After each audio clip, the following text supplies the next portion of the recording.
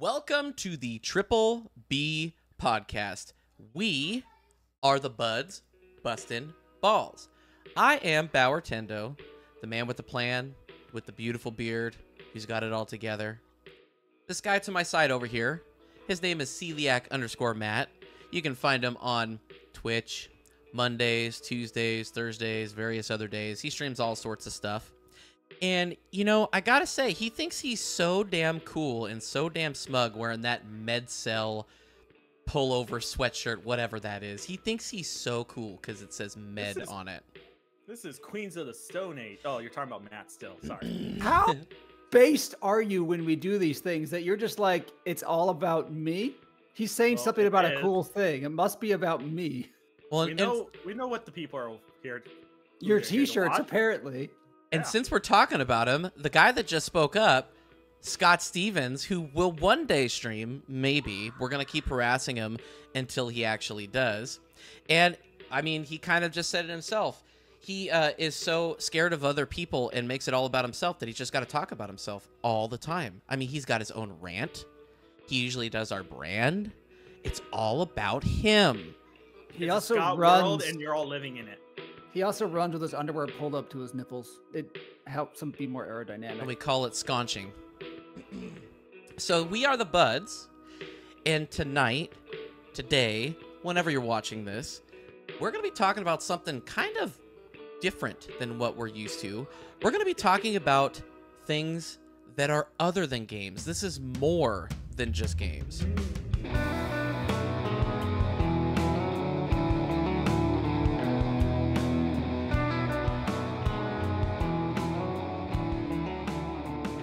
Before we get to that, we got to ask our questions, and I'll start with Scott since it's all about Scott. Mm-hmm. What are you playing and what are you drinking? You said it's not about games, and then you immediately laid into what game are you playing. You, sir, make up your mind. Are we not talking about games, or are we talking about games? Why don't you tell us? All right. Anyway, apparently I am drinking a crisp, delicious winter spice Sprite because by the time you're watching this, it will no longer be December. But right now, it is a couple days away from Christmas, so gotta take in the holiday. Cheers. I really wanted you to chug that. I know, so bad. He's thinking about it. That's Content. the Scott thinking face. That's the content creation we want, baby. We want to get people in that first 30 seconds to a minute. He's doing it. He's about to chug the Sprite. Oh my God. I don't even care what game you're drinking. Chug. Go. Chug Don't it. stop. Chug it faster. Don't you stop. Can't breathe. Don't stop. Breathe. You got to do it. Only swallow. He can do it. He tapped out. He tapped out. He couldn't make it. I did half a can. How's your throat? Do you, do you feel it in your heart? Do you feel it in your heart?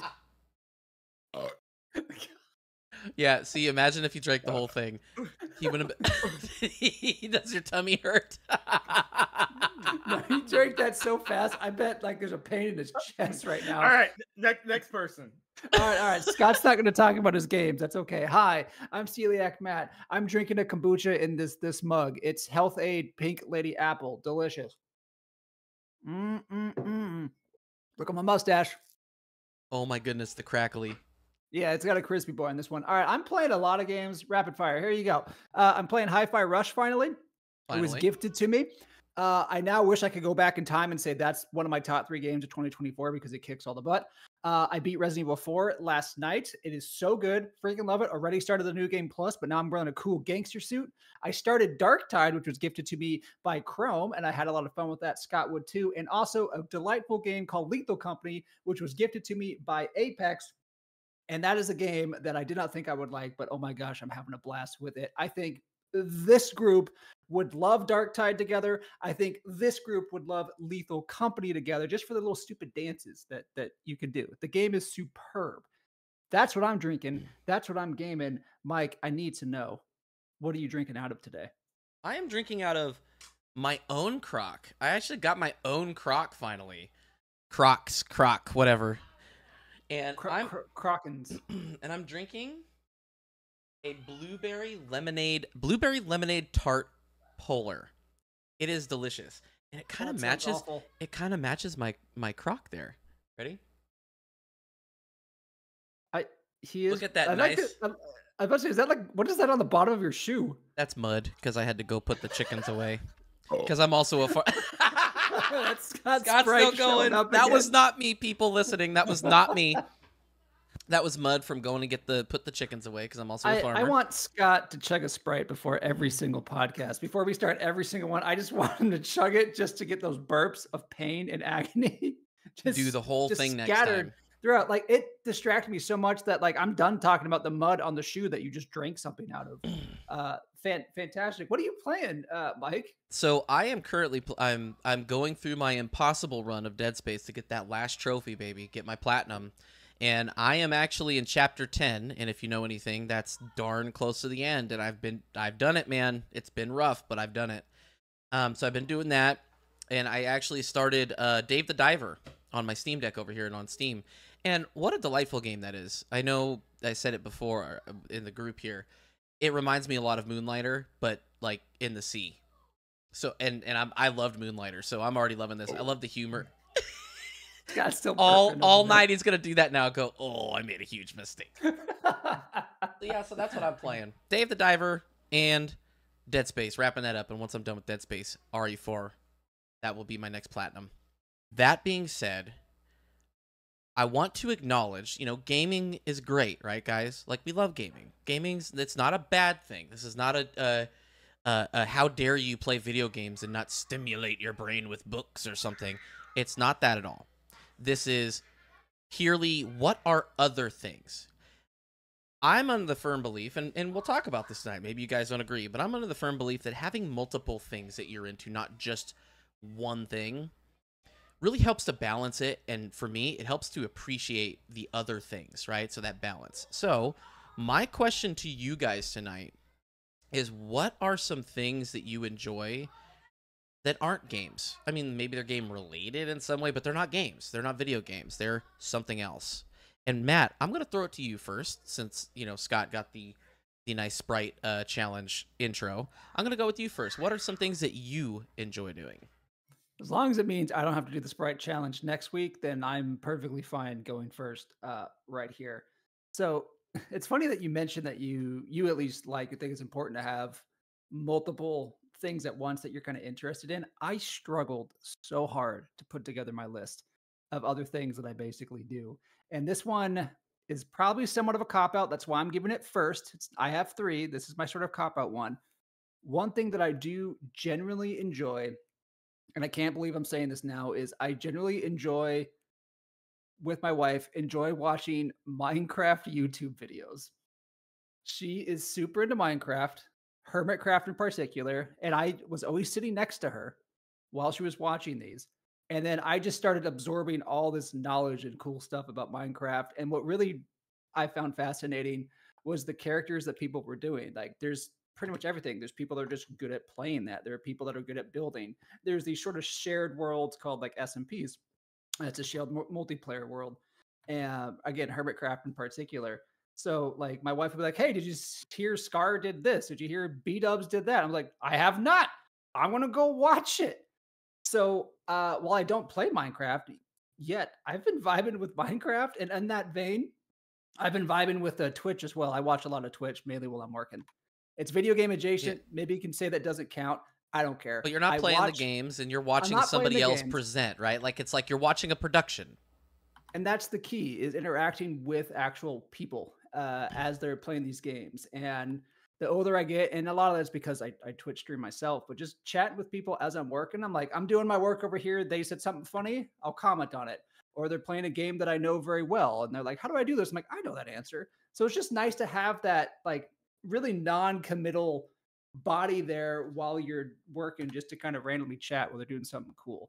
So that is my cop-out answer of my interest outside of gaming. It is still gaming, but it's more of the social element and just kind of seeing what creators are doing. I just find that fascinating. It's honestly similar to being, hey, I like watching TV or movies. And for me, it used to be movies, but now that I don't work for a movie theater and don't get movies for free anymore, I don't go to the movies. So it's kind of hard to call that my hobby anymore. So that one might have thrown you guys for a curveball, but I vibe with Minecraft YouTube videos. I would have never guessed that, in all honesty. Yep. Like, at all. So that one legitimately caught me by surprise. I really have no words other than wow. Gotcha. That's not a bad wow. That's just like a wow. Okay. Oh, that was a bad wow for me. You know what? I don't care about Scott's opinion with things because he craps on stuff all the time until he tries it and he's like, maybe it's not so bad. AKA Fortnite. I'm just glad that it's not me that he's crapping on this time. It's It's usually my stuff. The last like 3 weeks, it's been you, Matt. That's right. Historically, that's how it has been. So it was nice when it was focused on you for a while, but now it's just like, all right, this is home. This feels about right. I gotta get Matt's like tolerance back down. I just made him emotionally numb to all my bad mouthing, and then gotta get him desensitized. You're pulling a Nick Swanson, or not a Nick Swanson. What am I talking about? Ron Ron Swanson. It's like we're getting a little too chummy here. We gotta dial it back. He's trying to kick me in my studio giblets. Is what's happening right now. Studio Giblet. I love that name so much. Studio Giblet. That's mine. I don't know if you guys have anything else to add to that one. I don't know if you have questions about it. If anyone does, you can reach out to me. I don't care, but that's something I've been vibing with. You know what? I'm going to put this out there really quick, and then I'll let Scott talk. Sorry, Scott. Editing and streaming and all of that stuff, I would not call that gaming. I would not, because gaming, like, you get sucked into it, you are part of it, or you're turning your brain off to do this mindless thing, right? When you're streaming, like, I make videos, I make shorts every freaking day. I've been doing it the last 3 weeks. I've been making videos. I've got a video dropping that I know Scott will like, dropping tomorrow. I'm doing all of this editing. I'm doing all this stuff. It is a lot of damn work. I love doing it. It is not gaming. It is like 1% gaming and 99% other skills. So I'm okay with this. I'm just very surprised by it. That's all. Yeah. Fair. And then Scott's got to chime in. I have seen Minecraft videos being watched by like 10-year-olds, and I've just kind of kind of hung out and watched them. And yeah, all I can say is I used to be super into Minecraft like 10 years ago, and it's kind of crazy to even say that like that game is that old. And was super into it for a while, stepped away, tried getting back into it 7 years later, and the amount that game evolved, it's almost not even the same. It looks like the same game, but it's not the same game anymore, and it blew my mind. But I do have to appreciate Tears of the Kingdom had some cool innovation videos for a while, but like Minecraft will forever be like the canvas of gaming creativity, in my opinion. So yeah, there's just so many assets to it. You throw in a bunch of mods that people use. It's insane what that game can be. It's insane. But I'll digress off of Twitch and YouTube. That's my thing. I don't know which one of you want to go next, but let's talk about other hobbies, and maybe I'll make fun of them. Who knows? Yeah, Scott, why don't you go so Matt can make fun of it? Although I don't think he'll make fun of your first one. Yeah, I'm going to I'll let Matt talk about the first one. So I'm going to go and talk about tabletop games. I love tabletop games. Got a mixture, not necessarily board games. There's some board games that I really like, but one of the big ones that I'm super into that good old Mike Bowerman and actually Celiac Matt helped both get me into is deck building games. So little kid Scott, way back in the day, 15 years old, 16 years old, I was huge into trading card games. So obviously Pokemon, because everybody who from my generation had to be into Pokemon cards at one point or the other. The Dragon Ball Z trading card game, which was probably the one I got the most into and was also not super popular. But that's great. Yeah, I've never heard of that one. Yeah, I loved it. It's weird, though. If you go online and try to look up, like, on eBay, like Dragon Ball Z cards, there's nothing. It's almost as if like the game didn't even exist. But it was a fun one. My friends Tim and Chris Rushing, we were all really big into that one. But it's a very expensive hobby, especially for little kids, Scott. So I love deck building games because you get that feeling of being able to have a great card playing experience against another person without like as steep of a investment. Granted, like one of the big ones I'm really into is the Marvel deck building game, and like the base set of that I think is around $100, and each expansion to it can range from like 60 to 20. But compared to dropping a couple $100 for a booster box of some other game like a couple times a year, you get that great card playing game experience without paying all of that money. One thing that I really do appreciate about board games, though, is it's actually one of the few things that me and my siblings our interests intersect on it. And it was kind of a little bit my fault. So again, 10, 15 years ago, I forced them to play the Marvel deck building game. They had no interest in playing it at all. And I'm just like, just play one game with me. If you do, then I will let you do. I forget what favor I gave them. And they acted really pissed off the entire time when they played it. And then by the end of it, they're like, okay, let's play another game really quick. Like, whoa, whoa, whoa, what happened to just one game? Yeah. It's like, Hooked them. Well, you beat us, and we can't just play one game and have you beat us. We need to go and get, and the rest is history. So the funny thing is, as far as tabletop games go, I only own I have like maybe 10 different games. The big one, though, is I own a lot of Marvel deck building game expansions. My sister and her husband, dude, they flat out have told me that like if they are ever able to get a house, they're going to have a gaming room to fit all of their board games in. It seems like they buy a new board game every week. And one of the things that I really love whenever we hang out, usually see each other once a week at my parents' house. Her husband, and my other sister, we usually play at least one board game. Like last week was a game called Wingspan, which is really, really fun. Everdale. I can't brain fart right now. I'm very, very tired. Lots of games. Trust me. You're going to have to trust me on that one. But yeah, so it's just been something that I really, really enjoy. It doesn't matter how crappy of a mood I'm in, how bad of a day I've had. I always enjoy sitting down and playing some board games because it's just a really fun, competitive thing to do, or sometimes cooperative thing to do with your friends, your family. And for the most part, it's really wholesome, at least the games I usually play. And it's a lot of fun. I really love it. I'm a huge, huge tabletop game person. I gotta ask. I have to ask. You say tabletop. What also falls under tabletop are games like Dungeons and Dragons and Warhammer 40K. Is that like, do you consider that like a different level, or is just a type of tabletop that you don't have any interest in, or just never dabbled in it? Never dabbled. So funny thing is, I mean, in an alternative reality that where COVID-19 never happened, I could be like the world's biggest D&D nerd right now. I was actually in the process of starting a campaign. It was my very first one. I went through the entire. It was pretty funny because it was at work, and during lunch they said like, "Oh yeah, we'll do character creation during your lunch break," and I'm like, "Okay, cool." I usually take a half an hour lunch. This one went into an hour long, and I still wasn't even done creating the character. I was just like, all right, I can't hold off my lunch anymore. I got to get back to work. We done yet? It's like, yeah, we're halfway done. We'll do the other half when you get back. I'm like, it's been an hour. But I was really enjoying it. I will forever be bummed out that I never actually got to use that character because literally the next week, lockdowns took place. But yeah, I mean, if the conditions are right, the stars align, definitely would be interested in trying out D&D. Not so much Warhammer, but definitely I'm open to D&D. That also surprises me. Like, I would have never thought that you'd be a D&D, like even tried a D&D. I feel like you would have been against it. Interesting. I think Scott should at some point try Baldur's Gate 3, which is D&D the video game. That I think you would actually vibe with quite a bit. And also, if you ever are interested in D&D, there are so many people that like people meet online. Like my wife plays with a group every once in a while on random Wednesdays, and she vibed with it. She likes it. So if it's something you'd be interested in, you could definitely find it out there. Like it exists. Mm-hmm. It's all over Twitch as well. I will say about tabletop games, and I think it's genetics because this is my entire family. My sister and I were joking about this recently. If we walk into our house and we see a wall of board games, we instantly know we don't like these people.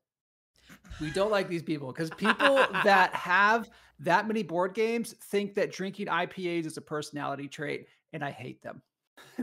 I hate board games. The exception are like the DC deck building game that we all played. Like the fact that I like a trading card game or a board game, any form of tabletop game, tells you that it must be something special. And I'm glad that you guys ran with it even further than I did. But I hate tabletop games. I just can't stand them. I'd rather be playing video games. I'd rather go run my head into a wall. Not my thing, but I understand why people like it because I watch Minecraft YouTube videos. So it's fine. It's fine. I get it. No judgment here.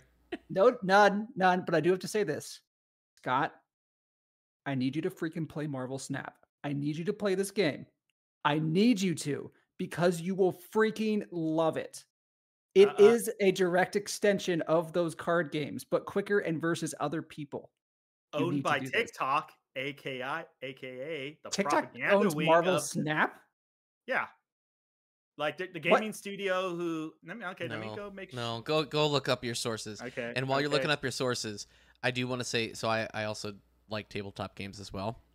But I think one of my favorite things, especially with deck building games, this is gonna sound so stupid, but I don't care. I find such what's the word? Lethargy? I don't know what it is, but I think feel it's lethargy. I feel calm, like it calms me down putting those cards into sleeves. Like, and they're just nice. That's not a game thing. That's just a stimulation thing. Yeah, and it's like I get those cards and I'm like, yeah, put it in there. I'm like, nice and organized, and they're not gonna get nasties on them. I like this a lot. There's something about that, and I have like a whole. I actually have they're not trading, like tabletop game cards, but I have a mountain of X-Men cards that I used to collect X-Men cards big time. Hey guys. Yeah. Newverse is the publisher of Marvel Snap, who is owned by ByteDance, who is also the owner of TikTok. So I guess TikTok not directly, but no, TikTok's underneath the bad one. Yeah, I ain't gonna let that one slide. Whatever. Scott should play Marvel Snap. I guarantee you're gonna vibe with it. Guarantee it. And you'll be like, you're gonna actually hate me for it because you're gonna like it that much. Be like, Matt, I want to play more of this, but I can't. That's the type of love I think you have for that game. But that's all I have to say about tabletop games. Mike, you got anything else for Scott on this one? No, I like them too. All right, cool. I hope you guys enjoy your IPAs, you jerks. What's yours, Mike? Tell us about one of your passions outside of gaming. I also do like, so you're mentioning liking IPAs. I'm not wrong. Do you see my hat right now? Is that an IPA hat? It says Garage Brewing. I do have to say IPAs are ass. I'm sorry.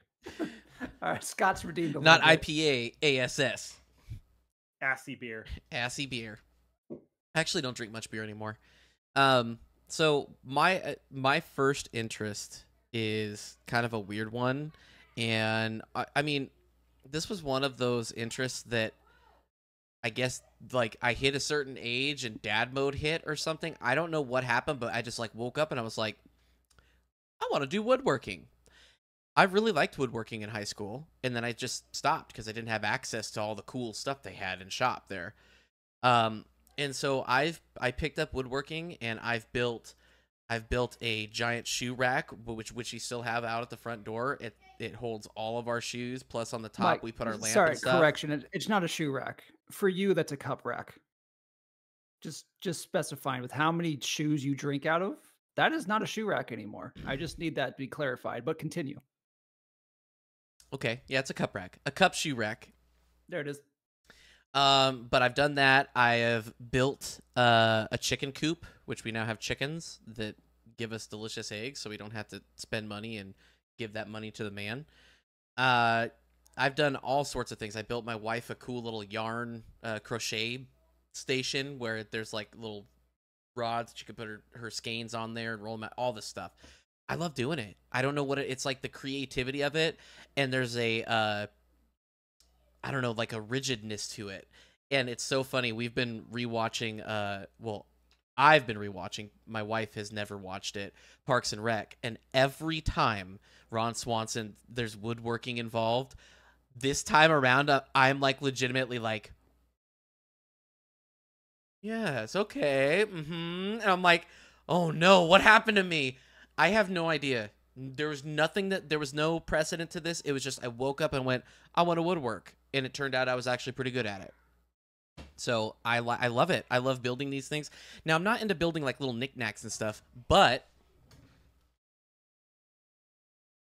oh, he's grabbing something, folks. He's grabbing his wood. Oh gosh, he didn't hear that, but he would love that joke. Let's see this here. A nice little. Oh yeah. Is it a stand for your Switch? Wood. For the Switch or the Steam Deck.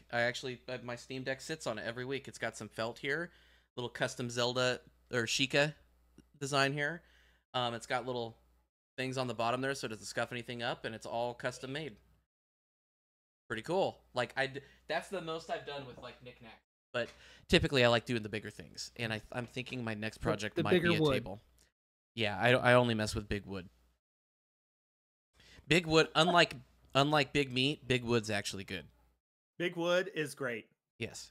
I love big wood. You heard it here, folks. They love big wood. So Big Wood gets the bud plug for tonight. my dad was a lifelong woodworker. He made so many things over the years. That was a passion of his, and he was very, very good at it. He got that from his dad. And let me tell you, the amount of disappointment this man had in me that I had zero aptitude for it. None whatsoever. It broke his heart because he has like these really old school tools from like the 1920s, 1930s. He has it in this Whoa. nice display case at his home. And I know with the fact he was like, I'm going to give this to my son one day. And then eventually that conversation went to like, I'm keeping this. I'm taking it to the grave with me. And I'll just like, that is a wise decision. I can understand why people enjoy things like that. But here's my first thought when people get into things like woodworking is like, you must have a lot of things going right in your life to feel that you have the time to do it and that you can afford it. Because I see things like that, hobbies like that. I'm like, bruh, I barely can afford to fill up my car sometimes. Like To be fair, my woodworking in the past year has really slowed down because holy hell, wood is expensive. Like right? it was when I got started, it wasn't too bad, and then eventually I was like, I might as well just buy something because it's like hundreds of dollars cheaper. What happened? Oh, it's rough, man. COVID messed us all up. It messes up in so many ways, and I exaggerate the wealth factor, but typically those that have like the more diverse hobbies have a lot of things going right in their life, and that's my first thought when I hear people having hobbies. I remember when you first posted in our Discord the stuff that you started like when you were working on like wood and stuff like that. I'm just like, Mike's doing pretty good right now, isn't he? His mental health is probably really good at this particular moment. Maybe that's why, because like my mental health went way down the tubes in 2020 and after. And then like after that is when woodworking happened. So maybe that was my body's way of saying like, all right, let's get this fool out of the slumps. Woodworking, go. Yeah. I have nothing to feel better than some wood. Oh man, there's probably another wood joke coming your guys' way. Coming. There you go. Got it. I'm funny. I don't have anything else to add for it other than I love when my friends do genuinely find something that they enjoy and are passionate about. And it's always cool to have something that you can show like this is my hobby physically manifested. That's a cool thing. Like I get that. Like I can't be like this is the Minecraft video that I watched. Like you can actually show what it is that you built. And I get that. My dad made so many things, so many Christmas gifts, things like that. People still ask me to this day, hey, could your dad make like that pen? I'm like, no, he can't. Not anymore, but it's cool that you think about those types of things. So like I respect it. I can't do it, but I think it's a pretty rad hobby. Scott, tell us your opinion about Mike's wood. I love Mike's wood. Oh wait, we're talking about like the hobby. Okay, anyway, yeah.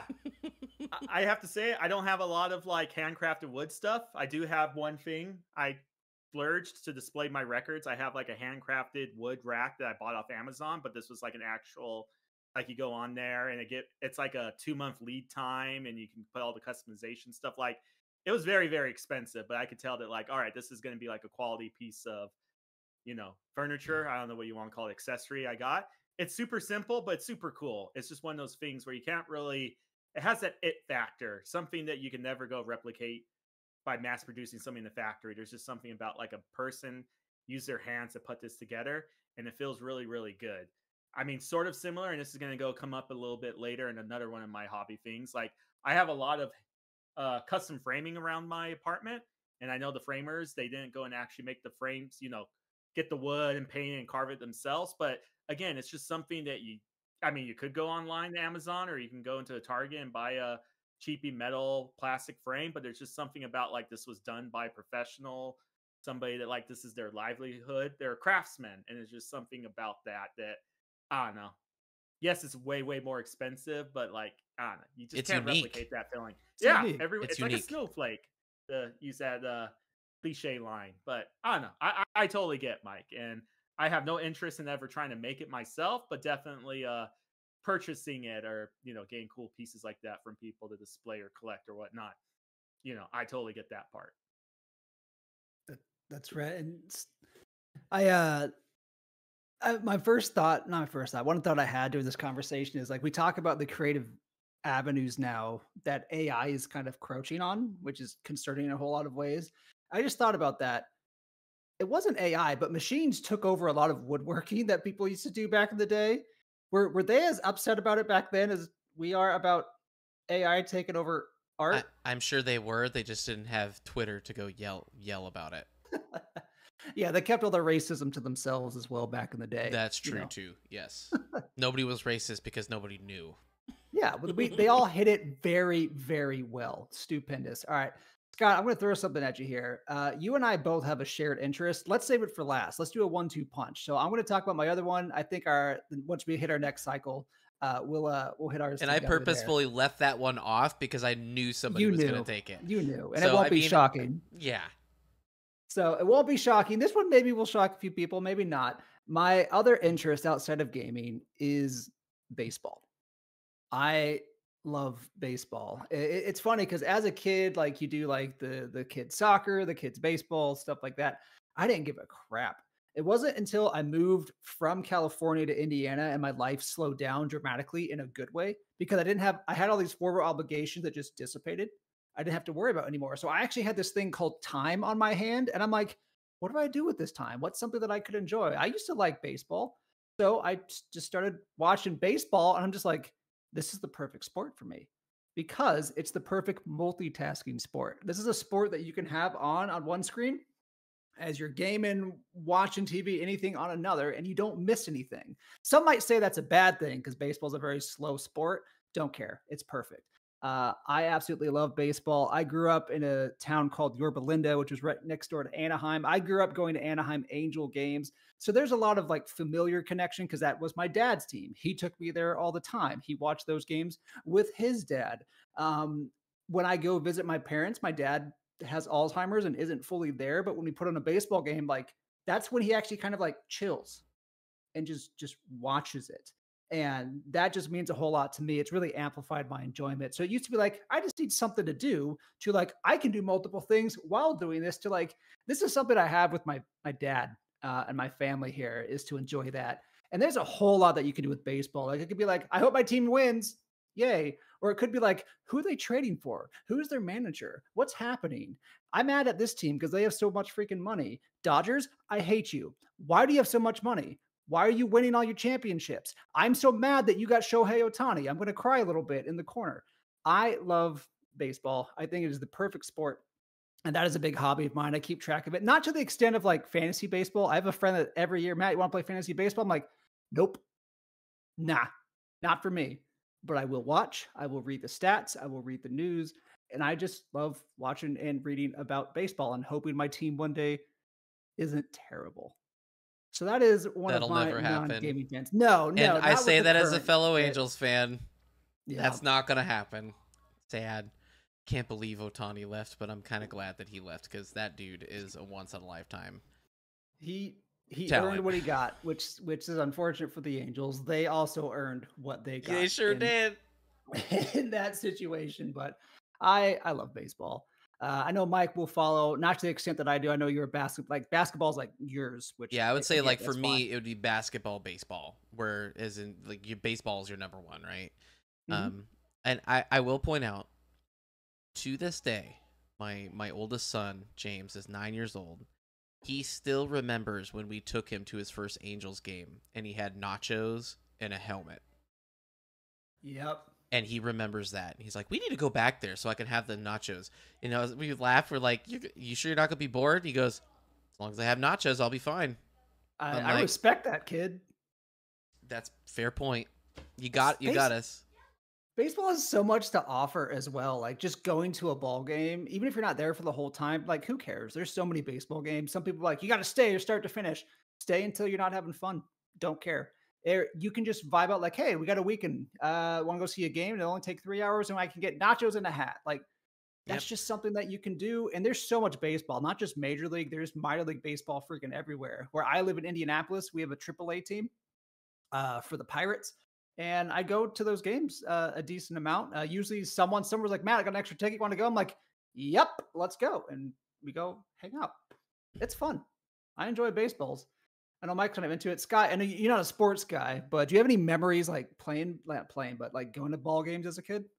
Yeah, so I would never consider myself a baseball fan, but if anybody ever asks me, like, oh, who's your favorite baseball team? I say the Angels because one, I had a theme of like any sports movie Disney did, I would just go along with that team. So obviously, Yeah. Angels favorite in the baseball outfield. team, Angels. Favorite hockey team, the Mighty Ducks. Was Remember the Titans them? I don't know.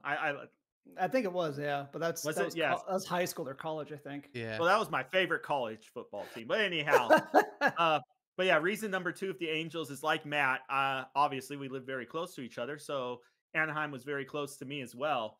And I remember out of the blue, my dad, one of his vendors, was trying to impress him and say, "Hey, how about if I take you and your son to a Angels game? My treat." So my dad's like, "Hey, you want to go to the Angels game? Okay, let's go."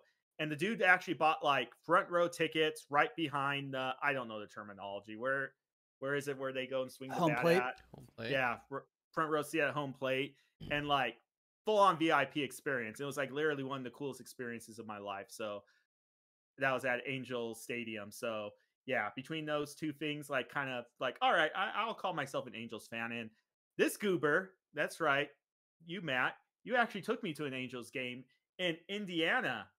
Actually, no, Chicago. Chicago. Oh, I forgot Chicago. about that. Yeah. Of all the historic venues to see baseball in Chicago, we went to The White Sox. We went The to the White Sox, not the Cubs. Not Wrigley Stadium, Wrigley Matt. Field, whatever the hell it's called. Oh, Matt. That's where my team was. But it was the Angels. It was the Angels versus the White Sox. So at least I got to see the Angels. So that was also another really fun memory of seeing baseball with him and watching the Angels play away. So yeah. So I would never watch a game, but I approve of it. I like the approval. A quick story on that. The way Scott had his flight scheduled, because he was flying out of Indianapolis like the next morning, super early. So we left the game, drove from Chicago to Indianapolis, and just parked at the airport so we could sleep in the car for like an hour before he went on the plane. He was so miserable. He was so miserable. And I was just like, all right, I'm driving home. See ya. I don't know if you remember this, but when Matt picked me up and we went to his apartment, condo, whatever he was staying at, he was coughing and he's like, "Yeah, I feel really sick." Oh. I was gonna go and say not to come, but I knew you already bought your tickets or whatever. And I was like, "Well, that's good. I guess I have a couple days until I start feeling it."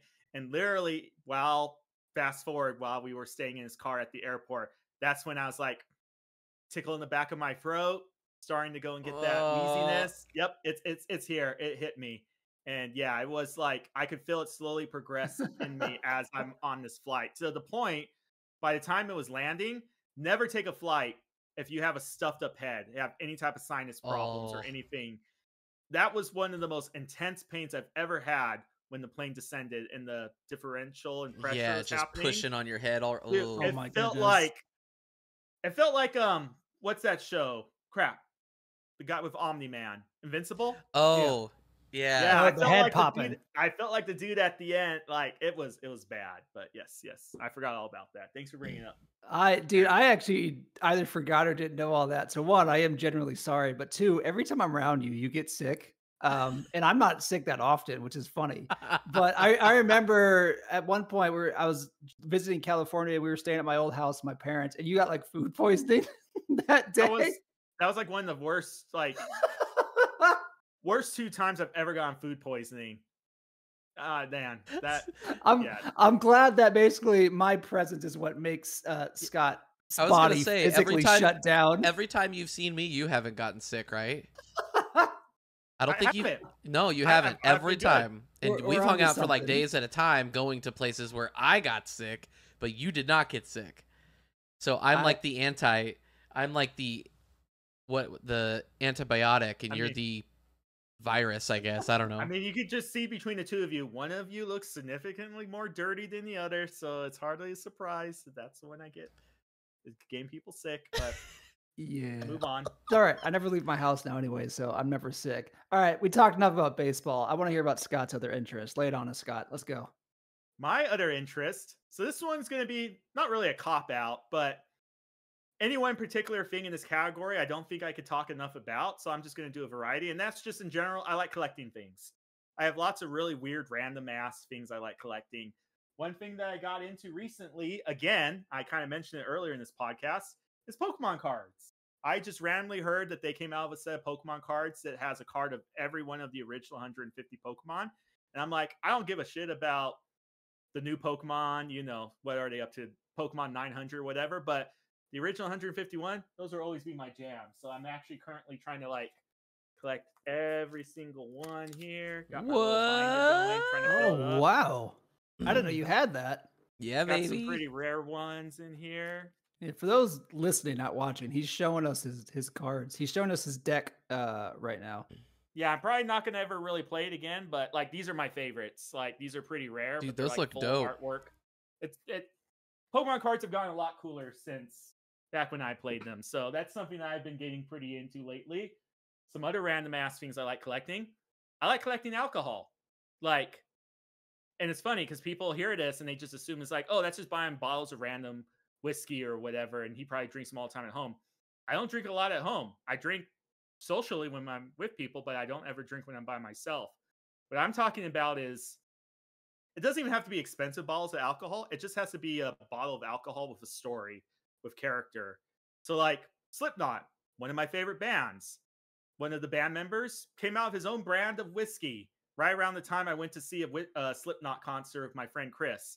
And they were pimping out the whiskey, selling it at the event. So I bought a bottle. And it's like, hey, this is a fun thing to remind me of my time going to this concert with my friend Chris. The very first time I visited Tennessee, one of the places I had to visit was the Jack Daniel's distillery. And they had special bottles of whiskey there that you can only buy at the distillery as like souvenirs. Bought some of those. I just love looking back at all these different bottles and just remembering the story. My very last day at my previous job, Target, I got my cash out for my PTO. It was like $4,000. Right next door was a Bevmo. So I went there and I bought the most expensive bottle of whiskey they had just to kind of celebrate the day, and never drank it. Still on my shelf over there. Again, it's just, I love the fun stories about it. The coolest one is I have a bottle of radioactive vodka from Ukraine that was grown in Chernobyl.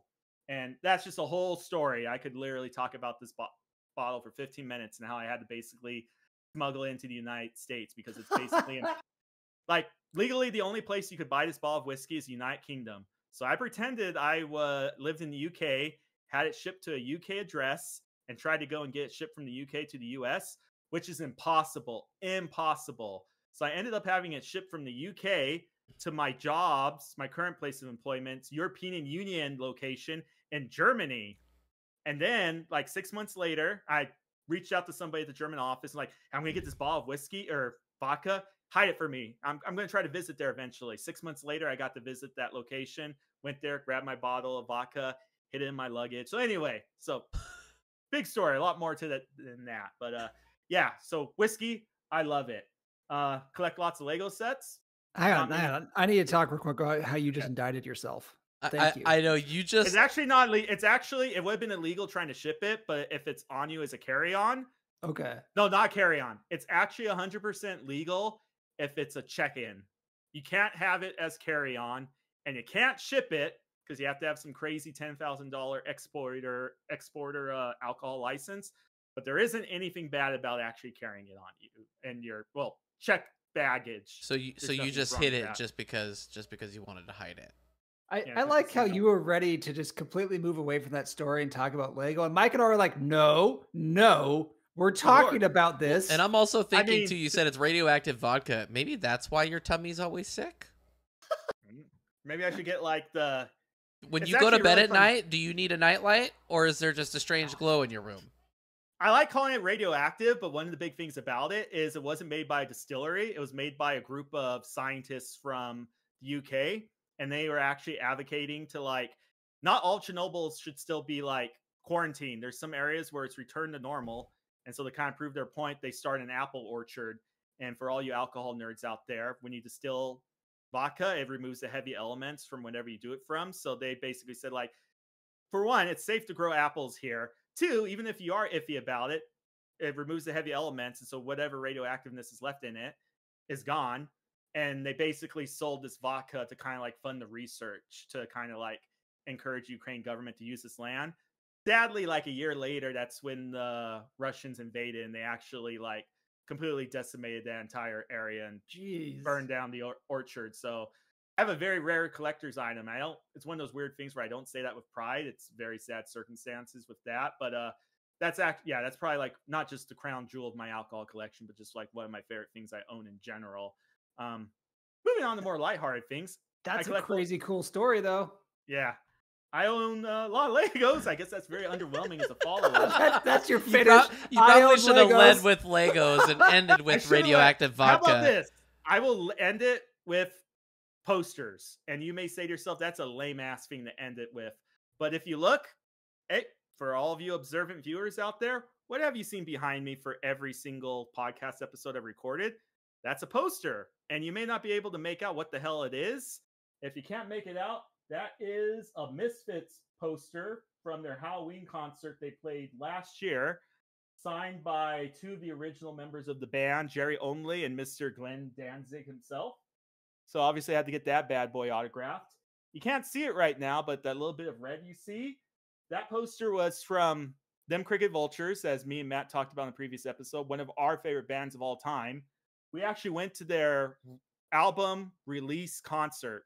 So the same day the album came out, they had a concert in Los Angeles. Me and Matt went to it, and that was a special limited edition poster that they only released to commemorate that event. Not for a concert, but maybe I'll take pictures of this sometime and post in one of your guys' Discord. I have a 1 of 50 limited edition Lord of the Rings map print. So it's printed on parchment. They got a metal plate, painted with ink, pressed on the parchment like the way they did maps like back in the medieval ages of Middle Earth. And this thing is obscenely expensive now. Like the poster by itself is probably a couple $1,000s at this point. Going back to me being really loving custom framing, the custom framing job of it is probably like $500 alone.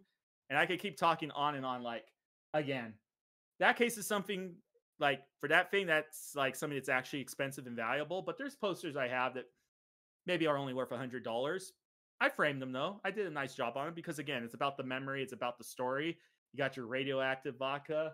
You got your random ass Misfit poster that I flew all the way out to Dallas to see that concert. Then Cricket Vultures, Lord of the Rings. So I just love stories and I love things as I get older. Not saying that my memory's going yet or anything, but definitely there's cool things in my life that I forgot. Like I've just talked in this episode about events that have happened between me and Matt that I completely forgot about. And it's just really nice having that visual reminder, just like when I'm having a bad day or just something, I just look at that thing and it takes me back to that moment. It's like, oh yeah, that was really cool. Or yeah, the story about how that was made, that's really awesome. And it makes me feel good inside. So that's why I love collecting things. It's not about turning around and trying to sell them for a huge profit. It's about keeping the feeling alive. What I just heard out of all that is that you need to get a poster of Matt's face to remind you of all the times you forgot. Put it in your bathroom. Yeah, that would be a good placement. Poster. Mm-hmm. Right above the toilet. Whatever helps you, dude. He's always watching. Always watching. Well, that was cool. I mean, I would say that's a hobby, big time. I think that's cool. I didn't know that you did all that. I knew that you collected, like, there were certain things that you got, like, you talked about the alcohol before, but, like, the radioactive vodka I'd never heard of before. And I was like, wait a second, wait, what? I can't believe it. Scott's a smuggler, everybody. You heard it here first. He's a vodka smuggler, but he's keeping it alive, and he's keeping the memory of those people that were trying to do good alive. So that's cool. It'd be funny if he was just like, I'm not going to tell you how I smuggled it out there. Just leave it to the imagination of the people. I will say that he's the one that promoted the term bud plug. So the man speaks from experience. The degenerate himself. All right. Well, dang, that's kind of hard to follow up with what I'm about to talk about here. Good Lord, this is going to be so anticlimactic to that cool thing. I mean, it's not Legos. That's like, now I kind of wish you did end on Legos. You're following up on Legos, Mike. Just remember Legos. Yeah, so the Legos. Hey, It's time for my weeb fans to unite, baby. Weebs. Weeb Kingdom. Manga and comics. I love them. I mean, I've been a huge comic fan since I was like little kid. I mean, X-Men, X-Force, anything in the X-Men universe I was all about. And then it was Spider-Man, then moved on to other things. I mean, there's so much stuff. I read DC stuff, Marvel stuff. I read off-brand stuff. I've come to find really cool series that I would have never known, but I go there and I just try new things. And then more recently, I've gotten into manga, specifically with Berserk. I don't know if either of you have ever heard of that. Yeah. It is a very dark, very adult manga. It is gruesome, but it follows the story of a dude named Guts, and he's got a giant ass sword. And they make the joke multiple times, or the saying that it's not really a sword as it is a hunk of metal, a hunk of steel that he just swings around so forcefully that it cuts people in half. So it's pretty dope. But I like manga. I like comics. I like the artwork. I'm really big into art, and that was what drew me into it. And even to this day, one of my favorite art styles is very heavy outline, the black outline, the comic outline, with more realistic shading on the interior and bright, vivid, popping colors. And there's something about that that just always draws me in, you know. And so I used to make comics when I was a kid. I used to literally make books with panels and stuff. At one point, I wanted to be a comic book artist. I wanted to be I wanted to do something, whether it was the inking, whether it was the penciling, whatever it was. I wanted to be part of it. And so that has like become a thing, and it's stuck with me all these years, and it's just kind of evolved into manga now. So my weeb fans unite. And I know okay, I used to read a lot. And I think school ruined me, where I just like I had to read so much stuff that I did not care about, that I was like, it almost ruined music for me too. But I was like, I'm done, right? And at least with comics and manga, I feel like that's my reading, at least. You know, like I'm keeping my brain active in that aspect. So I really like that too. The fact that, you know, like in the themes that come up and all that stuff, it makes you think about things and step back. I don't know. It's cool too. This will be kind of interesting, I guess. Each era. So like I think back to the 90s. Let's stick with X-Men, right? Because I'm still a huge X-Men fan even to this day. 90s X-Men was not the same as it was as early 2000s, as the 2010 late 2009, 2010, the mid 2010s to the 2020s, and even now. And looking at how women have evolved in these comics, how all of these people evolved from like they were basically just roided out wrestlers in suits with superpowers, to now some of them, it's like there's all shapes, there's all sizes, there's all sorts of stuff, there's all sorts of stories, and they bring it down to the ground level. And it's just cool seeing each era and looking at the artwork and looking at the stories and going, that's 90s, that's early 2000s, that's late, that's new. Like, it's cool seeing that, and everybody, all these new generations coming in and giving their version of Batman, giving their version of Spider-Man. They're not always good, but sometimes they're great. I love that. And there's something about that'll always be with me till the day I die. I used to not collect comics, but I read them a lot from 2006 to about maybe 2012, 2013. There's a comic book store near my college, and I would go pretty much every other day because I had like so many series going on, and I still have all of my comics. It's under my work desk. I have these crates of comics. So I'm like, I don't even know what to do with these. I don't know if I ever read them again. I don't know what to do with them, but I have them. And I absolutely loved reading them, staying up with the stories. It eventually I had to stop just for money reasons. I'm like, I can't keep spending money on something that costs $4 or $5 an issue when I have 5 different stories going on at the same. Like, it was hard to keep up with it.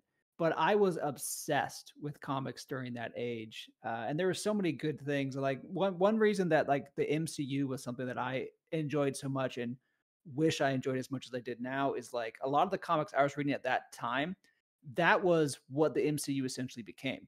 Like that style, that more gritty, at the time, realistic kind of approach to things, specifically on the Marvel side. Absolutely loved it. And early MCU was very much related by those top comics I remember reading, Civil War in particular. Always loved them. I can't say I enjoyed it as a kid because I never really saw it as a kid. I saw the cartoons as a kid, but comic books were a big deal for me.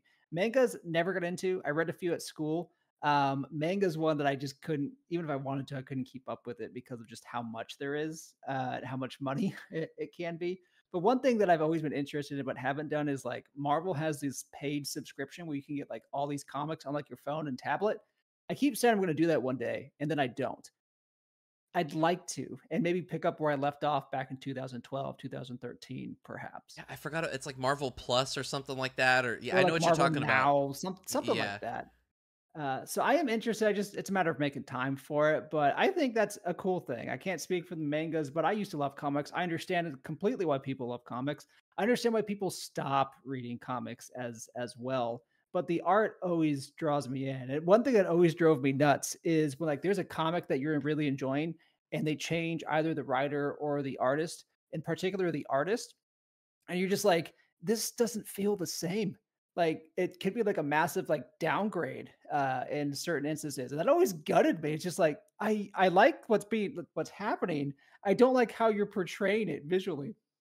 That's just a side note that I always hated, because that's another thing. It's hard to stay up with comics because there's not a start and a finish. It's just it's keeps going. Yep. And But there are ups and downs for sure. For sure. Yeah. Like, but it's like there's something about like when you hit one of those ups. Like I think of Yeah. I don't know if it was you that recommended it to me. Somebody recommended it to me, but the new 52 Batman series. That was me. That was me. Holy hell. So good. Joker in that series, the scariest I've ever seen him. Like there was a scene in that like I'm getting goosebumps like literally thinking about it. If you probably know what I'm talking about. It happened. I'm like, there's no way they did that. And like, oh dude, it's so good. So like the highs I think outweigh the lows. But you're right. Like Absolutely. at the very least, it's interesting to see the different styles and how people interpret it, Yeah. whether it's garbage or not, like whether we think we like it or not. And we love art. Like it's hard not to like a well-drawn comic. What sucks is when you can tell that it's not a well-drawn comic. And what also sucks is like Domino before Deadpool 2 came out. Domino was one of my favorite characters. You know Domino quite well from the X-Force. And she had a comic series. I'm like, I'm gonna get these comics. So I was getting it every single month. And I got through like the first story arc and I was like, wow, that sucked. That was just awful.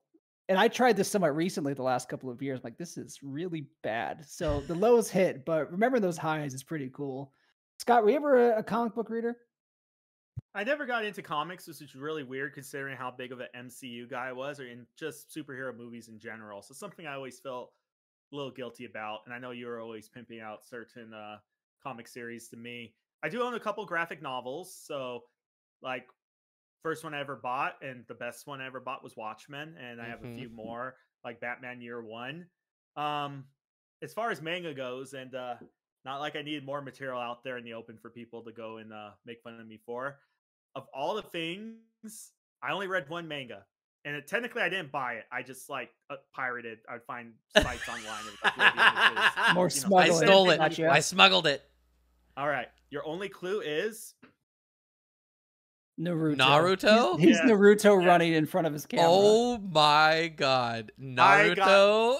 I didn't read it all the way through because it got to a point where like every single person who ever died in the show or the manga came back as a zombie, and then they launched a war between the zombies and the non-zombies, and it's like, all right, this is getting kind of stupid. But I was super into it, like in the lead up to that, to the point where like probably the most devastating thing that could happen to me is when one of my pirate sites like went down for copyright stuff for posting this. And I was like, I have to find a new website to pirate this stuff from now. But yeah, I think it was Wednesday morning is when they started like translating.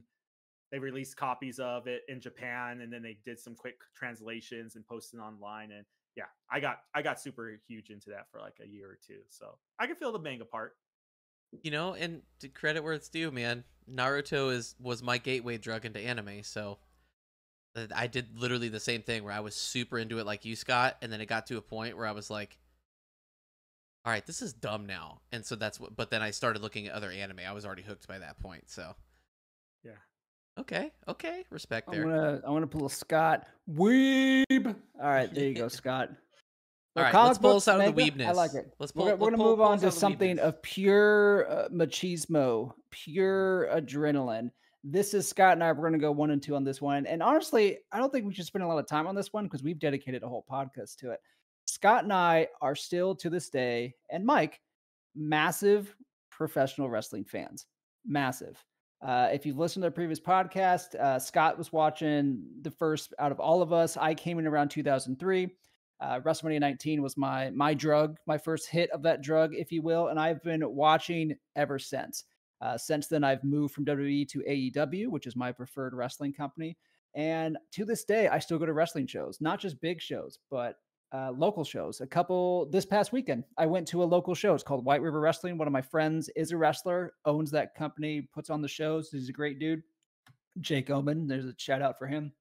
And it's just a blast. Like going to an independent wrestling show is like going to an underground music show.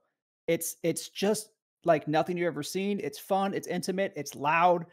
Usually there is drinks if that's something that you want to do, and it's just a blast. And just meeting these guys. What's so cool about wrestling, at least on the smaller scale, is after the show, you literally can meet every single wrestler that's on that show.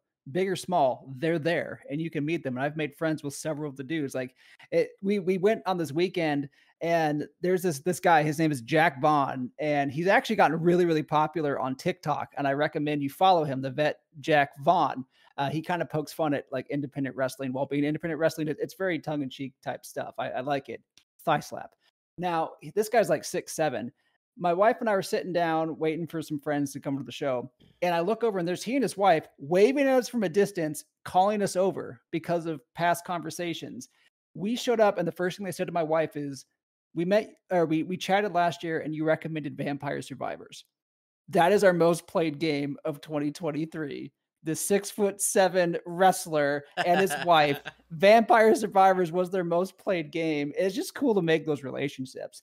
I say all that to say that wrestling has something for everybody. You want action, it's there. Comedy, it's there. Drama, it's there. If you want to make friends, go to an independent show. It's going to happen. They're dope. They're so good. It is so freaking fun.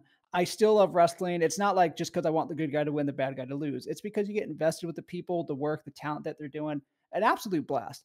I love professional wrestling. Again, I won't go too much into it past podcasts, but I want Scott to interject here. And then Mike, I know you got some stuff to add here. You're still a big fan of wrestling, right, Scott? Yeah, I'm a huge fan. So I'm very like OCD. I have the same routine every single day.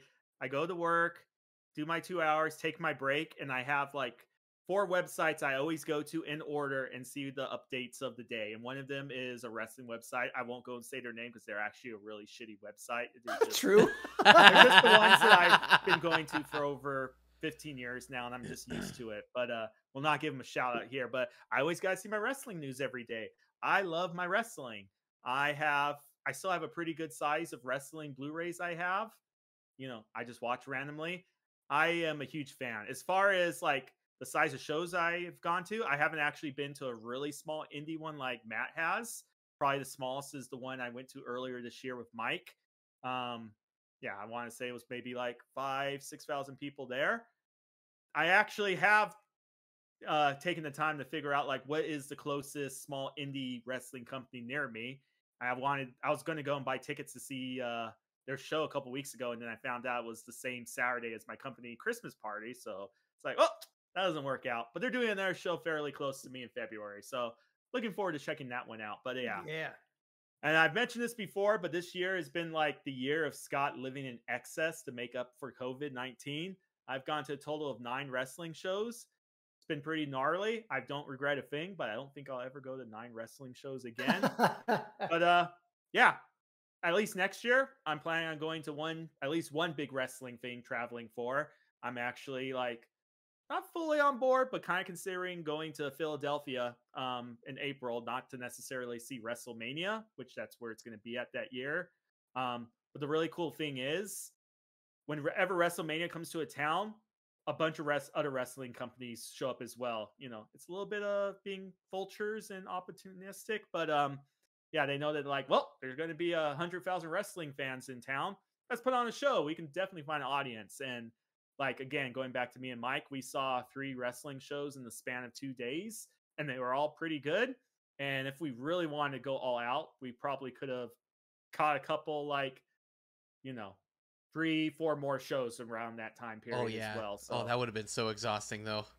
Oh it my would goodness. like just the 3 shows were pretty tiring, but it's a cool experience. And if you ever have WrestleMania show up around your town and you don't want to fork over the crazy amount for WrestleMania tickets, hey, it's a buffet of wrestling. They got everything for you guys. They got their drag show wrestling. They got just pure slapstick dumb comedy wrestling. They got like all just lucha shows, and it just goes on and on and on. Wrestling is it's funny Matt mentioned at the beginning saying like, yeah, macho, when we're talking about a sport where people wrestle in their underwear against each other. But it really is that's what most people think of when they hear wrestling, but such a big canvas. And there's so many types of stories and so many types of wrestling you can watch just between the different countries. There's Mexican wrestling, lucha libre, there's Japanese wrestling, puro, there's the American style, there's the British style, and they're all so different. And even within these different country styles of wrestling, there's so many subgenres. It's something that's incredibly deep, and I don't think a lot of normies really quite understand it. And maybe if they did, they would appreciate it a little bit more. But I love wrestling. Wrestling, huge passion of mine. And Matt's. Thumbs up. I will say, and Mike, I know you got some stuff here. I will say, if you are interested in wrestling, you should hang out in my Discord. My favorite Discord channel within my Discord is for wrestling. And I have like 3 or 4 people consistently just kind of chatting about wrestling stuff, and I love it. We are actually not fans of the WWE. We're just not. If you're interested in wrestling, hang out in my Discord when there's an AEW pay-per-view. Just saying. And if you ever really, really want to go see a show, don't see WWE. Go to AEW. Find a local show. You're gonna have an absolute blast. That is my last little bit about wrestling. Mike, you got some thoughts on the wrestles? Yeah, I'll be quick. You guys nailed it. And I was one that got brought in on one of those stupid wrestling situations, right? So I mean, you never know. Give it a try. Just try it. And I've now been to an AEW show, and that was freaking amazing. Been to Ring of Honor. We went to those smaller shows, and those smaller shows were just such a blast. I still have videos on my phone from that, and hearing Scott do his goofy awesome laugh, his whoa, like when somebody like does a flip off of the top rope into the crowd right in front of us. Like it was so cool. And that's like it's also cool seeing that, like, you get that feeling like you were saying of like, oh, I saw them when they were smaller. And like it's cool seeing, like, I don't think they were smaller, but they definitely weren't, like, I didn't know who they were. Scott didn't know who they were. But Aussie Open, we saw them at we saw them at all 3 of the shows we went to. Yeah. And they, no joke, they won me over when I'm gonna forget his name. Mark, is it Mark Henry? No, the big dude with the mustache and the mullet. It's driving my nuts. I think it's Mark. Anyway, he was over there and he just was dropping F-bombs, and there was this little kid behind him and his dad sitting like right there. He's like, kick his fucking ass, Dad! And then he turns around and he sees a little kid, and then he turns back around and he goes, and he fist bumps the little kid, just leans out and fist bumps him. And both Scott and I looked at him, we were like, all right, this is good. A really cool thing about that is his tag team partner, Kyle Fletcher. Again, one of the shows we went to that they wrestled at, we walked down, they were right in front of the building. They were playing it up because they were heels, the bad guys at the time. Like, hey, come over here and get our autograph. Give us $10. But we literally could have just walked up to the guys and like, hey, what's up? Fist bumped them. And that guy, one of them, Kyle Fletcher, he just won a pretty major championship for Ring of Honor just a couple days ago there. I believe their Ring of Honor TV championship. So it's really cool. Just like, hey, I saw that guy. He was right there. And he was big, but now he's gotten a lot bigger. And now he'll probably he's really young and he has all the potential in the world. And it's like, hey, from 10 years from now, this guy could be a huge, huge mega star like John Cena or The Rock. I don't know. You never Probably know. not as big as them, but you never know.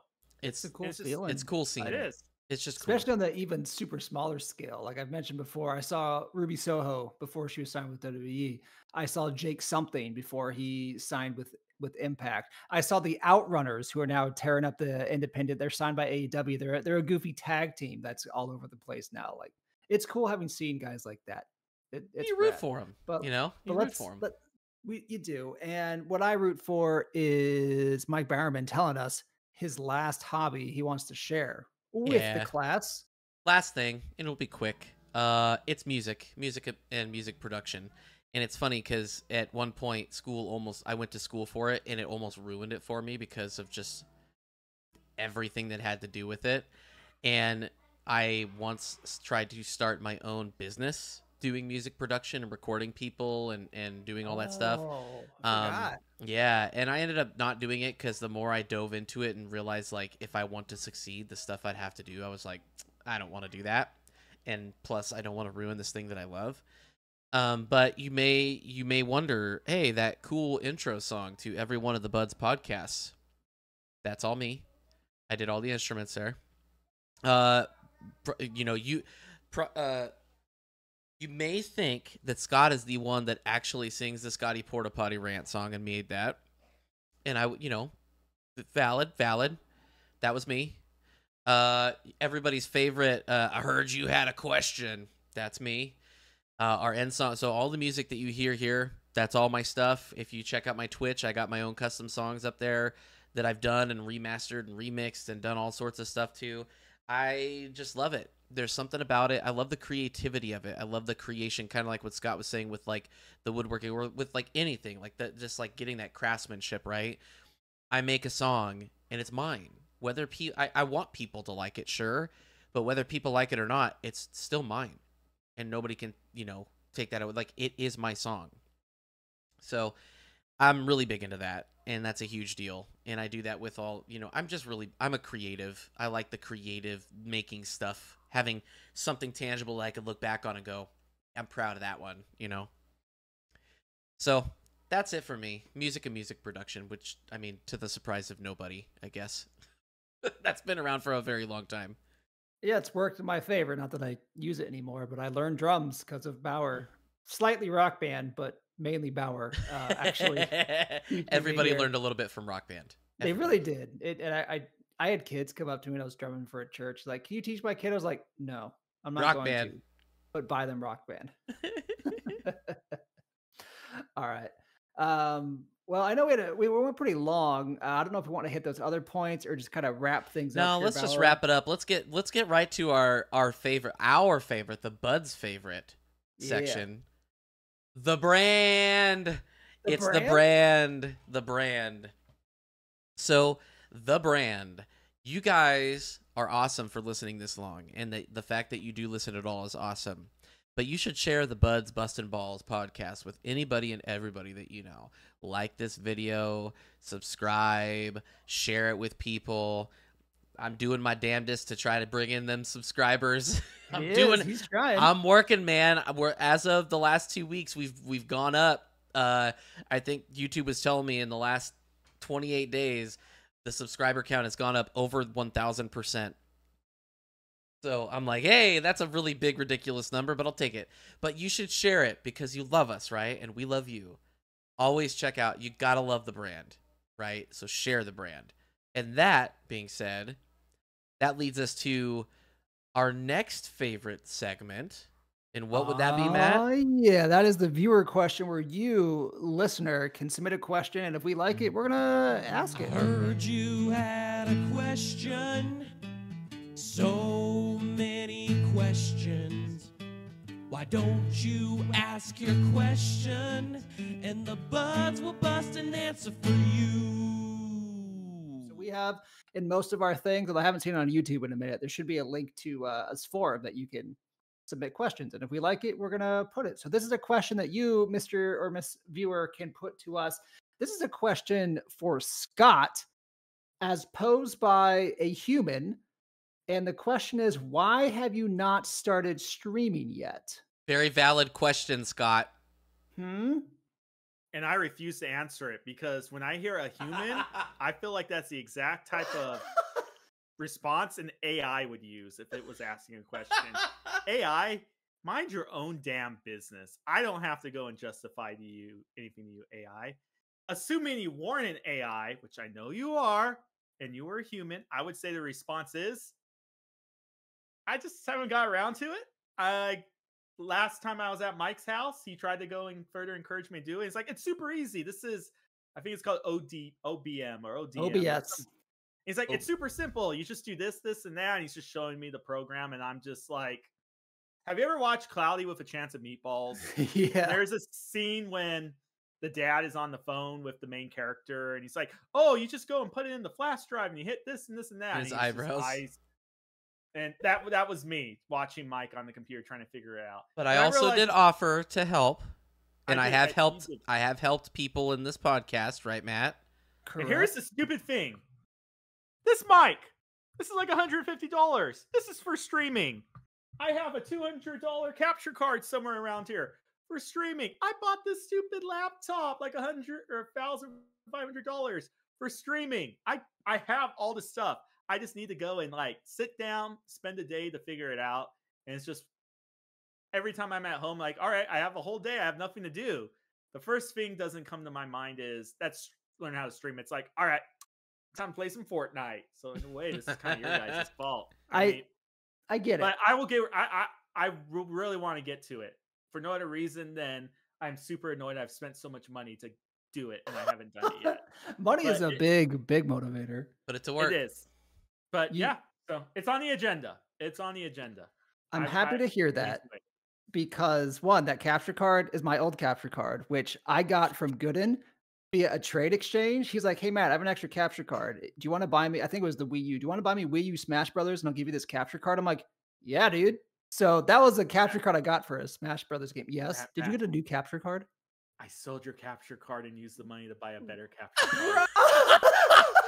I feel kind of sad about that because there was such like a history that for somebody who's loves stories and history, you just sold it. Gooden listens to this podcast. Gooden, I gave that to Scott to use for streaming. I'm not mad about it because if it means he got a better capture card, okay, fine. He got a better capture card. How much money did you get for it? 50. Okay. All right. I sold it to a cool dude at my work. That's almost the price that you basically paid for it. Yeah, Matt. I basically paid 60 by giving Smash Brothers to Gooden. That's only a $10 depreciation. That's pretty damn good. That's pretty good. Nice. I love that you still didn't tell me because I would have been like, yeah, dude, that's a great idea. But now that you just spring it on us on the podcast, it's like you were kind of ashamed of it. I was. I actually like. And to be honest, you probably mentioned this capture card like 2 or 3 times since I've sold it. You haven't said anything. It wasn't a recent thing. This was like a year ago. Oh my gosh, like immediately.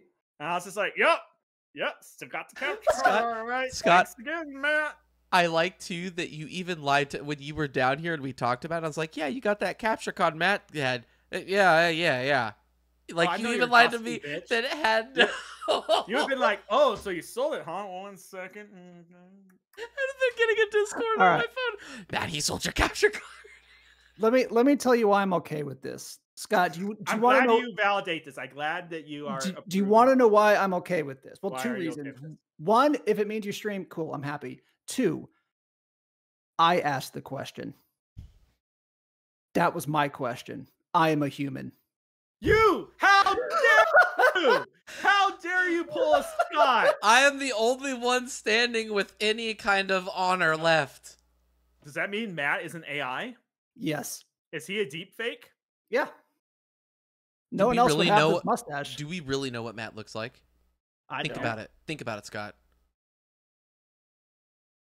Oh my goodness. Anywho, I asked that question because I am actually trying to get Scott to stream more. And this just went down a rabbit hole I wasn't expecting. And I am filled with glee and jubilee over how this all went. I asked that question. You exposed him with your question. With the capture card. This is a delicious. As if you knew. I feel like you knew. This was just your plot to like bring it to the surface. Oh, I should lie and say that I did. This is delicious. Anywho, now that Scott's all weird and riled up, let me ask a question of you, Scott. Do you have a rant for us today? Oh, do I have a rant for you? Drop it. Look over there. He just doesn't care. He's going off on a crowd of people. Throw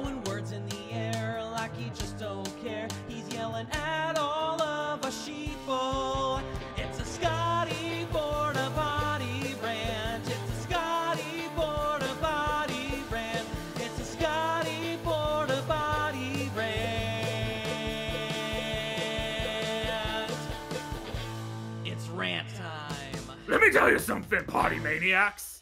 You know what really grinds my gears? Boba. Boba fucking sucks. 10 years ago, nobody knew what the fuck a boba was. And that's the way it should have been. Those were better times. Those were more pure times. Now you got boba shops every freaking where. Now you have places it's like, oh yeah, we're going to serve tamales and boba. It's like, why? Why? Who? Okay, I know who likes boba, but why do you like boba? Do you like really weird, awkward, gooey blobs in your drink? Like, what is that? Like, what is wrong? You can't chug the drink, obviously, because you're going to get tapioca in your throat. You're like, is it supposed to be a dessert? Is it like, it's stupid. Tapioca sucks. It doesn't belong in your drink. It hardly belongs in your freaking dessert. And you're going to drop your stupid $7. I think coffee, like Starbucks drinkers, are dumb. In comparison, Starbucks drinkers are like, dude, they're like Stephen Hawking people. The money you waste on boba. That's right. I am going there. You guys, waste of money. Lack of taste. And most of all, a deficit of character. Thank you. God bless the United States of America. He attacked you again, Matt. Mike is dead, by the way. I don't know if he muted, but he's dying over there for some reason. Dude, that was so funny. You're the see your face, Matt. Oh man, Matt, do you drink boba? Yeah, Matt. Come on. Do you like boba? Do you like boba? I haven't had it in a long time because most places that serve it, it has gluten-y things in it, but I enjoyed boba back in the day. It was a good dessert mix-in for a good dessert drink. Anywho, I don't need to defend my boba to you, Dynafire. Anywho, hey guys, thanks for hanging out. We're going to wrap up this podcast now. I hope you had a good time. I had a great enlightening time. Hey, leave us a comment. Tell us how much you love us. Tell us how much you hate us. I don't care. Like, subscribe, all those things. Hello, we love you. Have a kiss. Bye.